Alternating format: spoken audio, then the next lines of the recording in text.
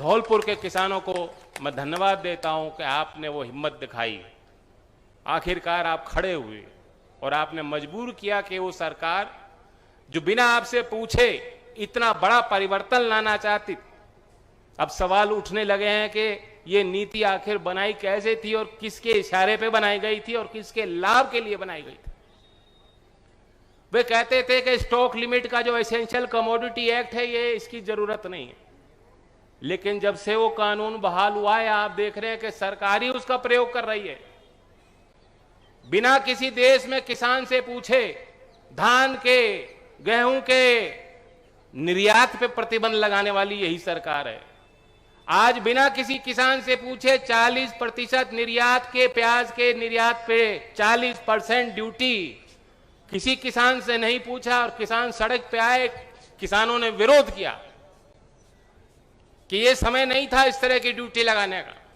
तो इनकी रणनीति साफ होती है, जब तक फसल किसान के हाथ में है, आपके खेत में खड़ी है तैयार, आप उसकी कटौती कर रहे हो, काट के उम्मीद रख रहे हो कि मैं मंडी पे ले जाके बेचूंगा, कोई खरीदार मिलेगा। जब तक वहां पहुंची होती है फसल, तब तक इनका जोर होता है महंगाई, हाय महंगाई। और उनकी व्यापार नीति ऐसी बनाई जाती है कि दाम कम से कम रहें, किसान के लिए दाम कम से कम रहें। और जैसे ही जो इनके लॉबी के लोग हैं जो बड़ा व्यापार देखते हैं, जैसे ही उनके हाथ में पहुंच जाता है और वो अंतर्राष्ट्रीय लेवल पे करार कर देते हैं, तो आप देखो कहेंगे अरे निर्यात खोल दो, निर्यात खोल दो, व्यापार खोल दो। खुला व्यापार होना चाहिए, सरकार की दखल अंदाजी इसमें नहीं होनी चाहिए। तो ये धोरी भाषा है। किसान की किसी की देश में आमदनी बढ़ी नहीं और ये दावा कर रहे थे कि हम दुगनी करेंगे। यहां तक कि जो सर्वेक्षण होते थे कि किसान की आय कितनी है, वो डेटा इकट्ठा किया जाता था। बहुत समय उन्होंने उस डेटा को भी रोक के रखा। आज आरटीआई कानून को कमजोर करने के लिए कानून ला रहे हैं, ऐसी व्यवस्थाएं बना रहे हैं कि जो सवाल पूछेगा उसको उल्टा दंड दिया जाएगा।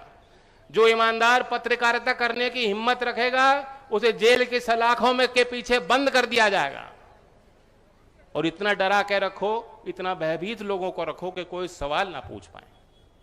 3 कानून लाए थे, किसी किसान से पूछा नहीं था। और अब खुलासा हो गया कि एक एनआरआई आए थे। मोदी जी किनसे मिलते हैं, कैसे मिलते हैं मुझे नहीं मालूम, कोई जनता दरबार का सिस्टम तो मुझे लगता नहीं है, लेकिन कुछ लोग ऐसे एक्सपर्ट्स तुरंत जाके उनके साथ बैठ के उनको सुझाव दे देते हैं और बिना अमल किए, बिना किसान से पूछे इतना बड़ा वो परिवर्तन लाना चाहते थे। क्यों? कोई एक एनआरआई आए, वो कहा कॉर्पोरेट खेती करो।